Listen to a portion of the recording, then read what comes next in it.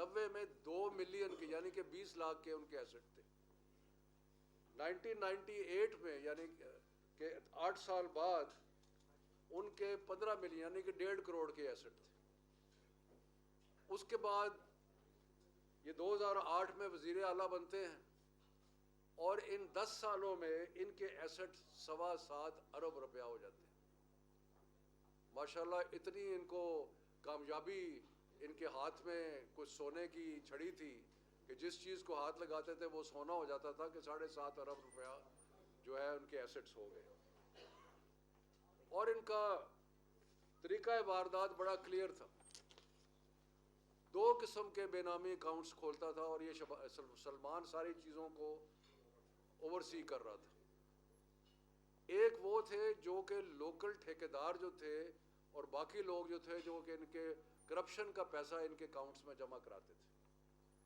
آپ کو یاد ہوگا کہ جب ان کی پہلی دفعہ اطلاع آئی تھی تو یہ جو ان کی مل ہے شاید رمضان شوگر مل ہے، ان کے ملازمین کے جو اکاؤنٹس تھے ان کے اندر مختلف علاقوں کے ٹھیکیداروں کی ڈپازٹس موجود تھے اور اس میں کچھ سیاسی لوگوں کے ڈپازٹ بھی موجود تھے. لیکن یعنی کہ ہر قسم کی رشوت جو تھی وہ ان اکاؤنٹس میں نظر آ رہی تھی اور مختلف ٹھیکیدار، کوئی گجرات کا ٹھیکیدار ہے، کوئی کہیں کا ٹھیکیدار ہے، وہ پیسے جمع کرا رہا ہے. دوسری طرز کے جو بے نامی اکاؤنٹ تھے یہ وہ تھے کہ جو ہنڈی کے ذریعے رشوت کا پیسہ یہاں سے اکٹھا کر کے اس کو باہر بھیجتے تھے اور پھر وہاں سے اس کو اپنے نوکروں کے اور باقی لوگوں کے نام پہ فورن ریمیٹنس کے طور پہ منگاتے تھے.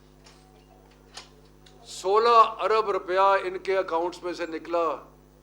اس کو شرم آنی چاہیے یہ سلمان شہباز کو کرپشن کی باتیں کرتے ہوئے. جو 16 ارب روپیہ نکلا ان کے اکاؤنٹس کے اندر سے. اور مختلف لوگ، اور وہ ایسے لوگ ہیں جن کا نام ہر شخص کی زبان پہ، مقصود چپڑاسی ہو گیا، پتہ نہیں کوئی پاپڑ والا، کوئی فلانا، ان کے ناموں پہ انہوں نے پیسے منگائے اور ان کے ناموں پہ منگا کے انہوں نے کرپشن کی. تو اس لیے ان کے اوپر 2 بڑے سیریس چارجز ہیں. اور وہ جو 2 چارجز یہ ہیں کہ انہوں نے اپنے اثاثے اپنی انکم سے زیادہ بنائے ہیں. اور وہ کہاں سے آئے ہیں؟ ہمیں پتہ ہے وہ کہاں سے آئے ہیں. وہ کرپشن سے آئے. یہ جو بڑے بڑے پروجیکٹ یہ تھے ان میں یہ پیسے بناتے تھے. سو ایک ایسٹس بیونڈ مینز ہے اور دوسرا منی لانڈرنگ. آپ کو یاد ہے کہ 1992 میں نواز شریف نے یہ قانون بنایا تھا اور یہ قانون ایک بہت بڑا راستہ ہے کرپشن کا اور منی لانڈرنگ کا. اور وہ قانون یہ ہے کہ اگر باہر سے پیسے آئیں گے تو ان کا پوچھا نہیں جائے گا کہ وہ پیسے کہاں سے آ رہے ہیں. تو یہاں سے پیسے باہر بھیجو ہنڈی کے ذریعے، اس کے بعد پیسے جو ہے وہ منگا لو منی لانڈرنگ کر کے اکاؤنٹس میں، اور نہ ان کو کوئی ٹیکس والا پوچھتا ہے نہ کوئی اور پوچھتا ہے. تو یہ تو ان کی تاریخ ہے کرپشن کی. اور یہ 7.5 ارب کے اثاثے جو ان کا اور یہ ابھی وہ ہے جو ڈکلیئرڈ ہے، جو ڈکلیئرڈ نہیں ہے. اور ان کے اور بھی اس کا سارے لا جو ہے اس سے بھی مال لمبا ہی کمایا، باقیوں نے بھی کمایا، لوٹ کے کھا گئے سارے ملک کو. اور باتیں کرتے ہیں کہ جی ہم یہ کر دیں گے وہ کر دیں گے. یہ حساب ہوگا اور آپ کو کبھی بھی معاف نہیں کیا جائے گا. دیکھیں احتسابی نظام میں مسئلہ ضرور ہے. ہمارے سارے لیگل سسٹم میں بڑا پرابلم ہے ڈیلے کا اور باقی چیزوں کا. لیکن ساتھ ساتھ اگر کہیں سے یہ خواہش ہو کہ ان کو سزا نہیں دینی تو اس کا عمل دخل بھی اس میں آ جاتا ہے. تو اس کے بارے میں کوئی شک نہیں ہے کہ ان لوگوں نے جس طرح لوٹ مار کی.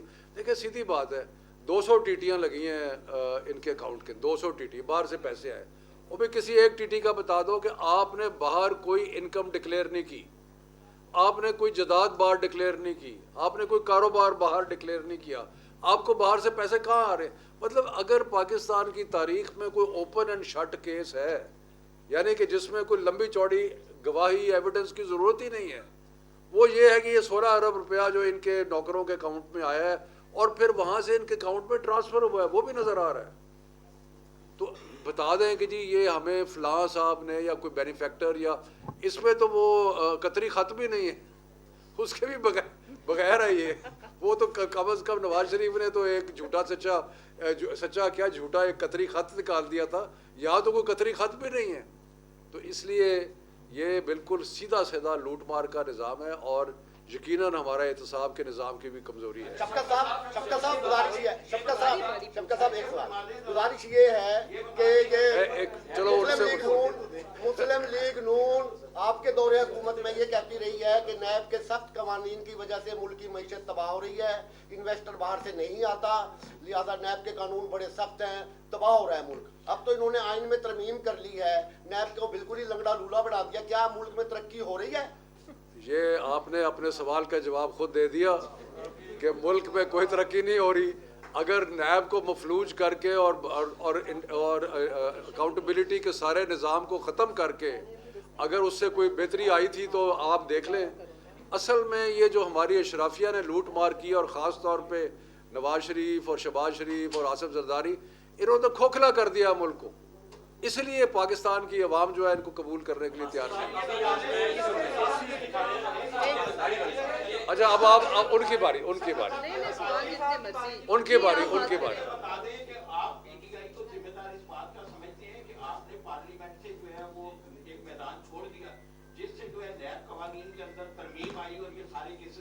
دیکھیں انہوں نے وہ ان کے پاس کیونکہ تھوڑی سی میجورٹی تھی تو وہ ان اینی کیس انہوں نے یہ امینڈمنٹس تو پاس کرا لینی تھی. لیکن جس طرح عوام کو جب ہم اس جعلی نظام سے ہٹے ہیں تو جو عوام کی طرف سے پذیرائی ہمیں ملی ہے وہ آپ کے سامنے ہے. تو اس لیے آپ کی بات کا جواب یہ ہے کہ جتنے بائی الیکشن ہے ماشاءاللہ وہ سارے تحریک انصاف نے سوائے چند ایک کے جیتے ہیں. تو یہ اس کا ایک حصہ ہے. سارا ذمہ دار تو یہ ٹولہ ہو گیا، انہوں نے اپنے کیسز معاف کروا لیے. یہ پاکستان کی بدقسمتی نہیں، پی ٹی اے کی بدقسمتی نہیں. 3 سال آپ اقتدار میں رہے، آپ نہ مضبوط حکومت کر سکے. جب حکومت سے نکالا گیا آپ مضبوط اپوزیشن کے طور پہ بیٹھ سکتے تھے، آپ نے وہ اپوزیشن بھی نہیں کی. جب احتساب تھا تو خان صاحب کہتے تھے نیب کا ادارہ بھی کنٹرول اور کرنا تھا، تو آپ کس چیز کی حکومت کر رہے ہیں؟ بات یہ ہے میرے بھائی، اگر احتساب کسی اور ادارے نے کرنا سن لیں. پچھلے 3-3.5 سال جو ہماری حکومت تھی، آپ کو حماد اظہر صاحب نے کئی پریس کانفرنسز میں بھی بتایا ہے، اگر آپ سارے اکنامک انڈیکیٹرز دیکھیں ہمارے سارے اکنامک انڈیکیٹرز اوپر جا رہے تھے. تاریخ کی سب سے بڑی ایکسپورٹ جو تھی وہ ہمارے زمانے میں ہوئی. اس کے بعد ریونیو کلیکشن جو تاریخی طور پہ ہمارے زمانے میں ہوا. اس کے بعد جو ریمیٹنسز تھی وہ تاریخی طور پہ. تو یہ تو ان کا نیریٹو ہے، یہ جو نون لیگ والوں کا یہ باتیں کرتے ہیں. سو اچھا نہیں بحث نہ کریں. آپ نے سوال کیا، میں نے آپ کو جواب دے دیا.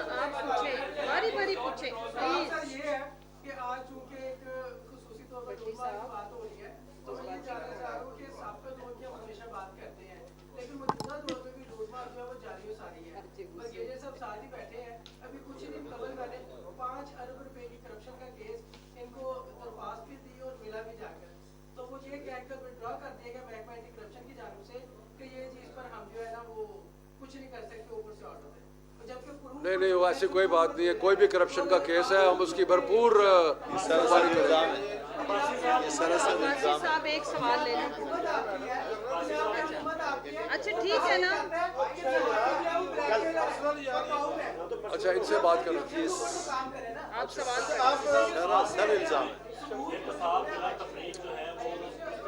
آپ نے الزام لگایا میرے. اچھا کوئی نہیں ایک منٹ ابھی جی آپ ان کا سوال. ہاں جی. آپ نے کہا کہ سر آپ احتساب بلا تفریق پر یقین رکھتے ہیں. آپ نے شریف خاندان کے کیسز فیکچوئل بتائے کہ انہوں نے سرکاری جہاز جو ہے وہ ذاتی استعمال کے لیے یوز کیا اور بہت سارے ٹرپس کیے، اتنا خرچہ ہو گیا. ابھی حال ہی میں ہم نے دیکھا ہے کہ پنڈی جلسے میں خان صاحب نے پنجاب حکومت کا ہیلی کاپٹر استعمال کیا، اور اب تو کے پی کے میں لا بھی پاس ہو گیا ہے کہ وہ ان سے کوئی نہیں پوچھ سکتا. انہوں نے سرکاری ہیلی کاپٹر دیکھیں یار اس کا میں جواب دیتا ہوں. سوال یہ کہ جو اختیارات کے ناجائز استعمال کرتے ہوئے نیب نے کیس بھگتا. دیکھیں جو بھی اس میں دیکھیں جو بزدار صاحب کے خلاف کیس تھا اس میں ان کو انہوں نے بری کر دیا. دوسری بات یہ ہے کہ کوئی ہیلی کاپٹر جو ہے وہ پنجاب منسٹر کے یا پنجاب گورنمنٹ کی ریپرزنٹیشن کے بغیر استعمال نہیں ہوتا، اور وہ اس میں بیٹھے ہوتے ہیں اور وہ انٹائٹلڈ ہیں اور اس طرح ہے. اصل بات یہ ہے کہ یہ بتائیں کہ یہ 16 ارب روپیہ جو آیا ہے یہ کہاں سے آیا ہے, کون سا بینیفیکٹر ہے جو کہ ان کو باہر سے پیسے بھیج رہا ہے. آج تک ابھی میں شہباز شریف اور یہ سلیمان کو کہتا ہوں کہ بتا دیں کہ جی یہ ٹی ٹی جو آئی ہے یہ ہمارے فلانے رشتہ دار نے یا ہمارے فلانے کسی نے بھیجی, ایک تو بتا دیں. ان کا شیخ صاحب ایک سیکنڈ اس کے بعد آپ پوچھیں. ایک طرف تو باتیں یہ ہو رہی ہیں کہ جو اراکین قومی اسمبلی ہیں وہ دوبارہ جا کر قومی اسمبلی میں سیٹیں دیں گے, کیا یہ بات درست ہے یا نہیں؟ اور دوسری طرف پنجاب اسمبلی کب تک توڑنے کے امکانات ہیں؟ اور تیسری بات یہ ہے کہ صدر عارف الوی جو ہے آج لاہور آ رہے ہیں, عمران خان سے ملاقات کریں گے اور جو اسحاق ڈار سے ملاقاتیں ہوئی ہیں اس پر ریٹ بھی کریں گے. کیا دیکھیں جی جو تیسری بات ہے اس کے بارے میں تو مجھے علم نہیں ہے, لیکن عمران خان صاحب نے ایک دفعہ سے زیادہ دفعہ کہا ہے کہ وہ جلدی فیصلہ کر دیں گے اسمبلیوں تحلیل کرنے کا, تو انشاءاللہ وہ جلدی فیصلہ ہو جائے گا. جی قذافی صاحب, اس کے بارے میں جواب عمران خان صاحب دے چکے ہیں کہ جو گئے ہیں وہ کنٹرول کر رہے تھے, وہ فیصلہ کرتے تھے, جو چلے گئے ہیں. اچھا سر, آپ معاشی بات کر رہے ہیں معیشت کی, جو ابھی آپ جو حکومت لینے کے تیار ہیں آلموسٹ اس میں کافی آپ کی پاپولرٹی ہے, یہ بتائیے کہ جو 2018 میں پاکستان تحریک انصاف میں معاشی پالیسیاں لے کے آئے گی, کہ اگر حکومت ملتی ہے تو آپ انہی پالیسیوں کے تحت چلیں گے یا اس میں کوئی ٹیم میں چینج کر رہے ہیں یا وہی ٹیم اسی طرح؟ 3.5 سال کے اندر جو ہماری معاشی پالیسیز تھیں انہوں نے ملک کو کھڑا کیا, اپنے پیروں پہ کھڑا کیا. یہ آپ کے سامنے ہمارے معاشی ایکسپرٹ بیٹھے ہیں, یہ آپ کو بتائیں گے کون سا انڈیکیٹر ہے جو ہمارے دور حکومت میں اوپر کی طرف نہیں گیا. ہر طرح سے انہوں نے جو ڈیفیسٹ چھوڑے تھے اس کو ہم نے پور کیا. کووڈ کے باوجود ہم نے ایسے اقدامات کیے کہ ملک کو کھڑا کیا, احساس پروگرام کے ذریعے لوگوں کو ریلیف دیا. انہوں نے پچھلے 8 مہینے میں تباہ و برباد کر دیا ہر چیز کو. جی پوچھو شعیب, سوچ کے آپ جب یہ نگران سیٹ اپ آتا ہے, یہاں تک ہم نے تاریخ پڑھی ہے, تو جو مزید جو معاشی حالات ہیں وہ خراب ہوتے ہیں. کیا ملک اس وقت متحمل ہو سکتا ہے کہ نگران سیٹ اپ کی طرف جائیں, اس کے بعد الیکشن ہو, مزید ہماری معیشت؟ میرے بھائی آخری بات ہے, میں ذرا اس کو ذرا کلیئر کر دوں. سنیں پلیز. دنیا جہان میں جہاں جمہوری ممالک ہیں, جب کوئی سیاسی یا معاشی بحران شدت اختیار کرتا ہے تو وہاں پہ الیکشن کرائے جاتے ہیں, اور الیکشن اس لیے کرائے جاتے ہیں کہ نئی حکومت آئے, اس کو عوام کا مینڈیٹ ہو, وہ سخت فیصلے کر سکے, وہ دور رس فیصلے کر سکے, کیونکہ وہ 5 سال کے لیے وہ حکومت آتی ہے. یہی حل ہے. اگر اس کے علاوہ کوئی حل کوئی تجویز کر سکتا ہے تو ہمیں بتائیں, کوئی اور اس کے علاوہ حل ہے نہیں. کیونکہ یہ جو ان کو اگر آگے 8 مہینے میں آپ نے دیکھ لیا کہ انہوں نے کون سا ایسا فیصلہ کیا ہے جو ملک کی بہتری کے لیے, یہ آپس میں لڑ رہے ہیں. وہ مفتاح اسماعیل جو ہے وہ کوئی بات کرتا ہے, اسحاق ڈار کوئی بات کرتا ہے, تو ایک ہی ہے, الیکشن الیکشن الیکشن.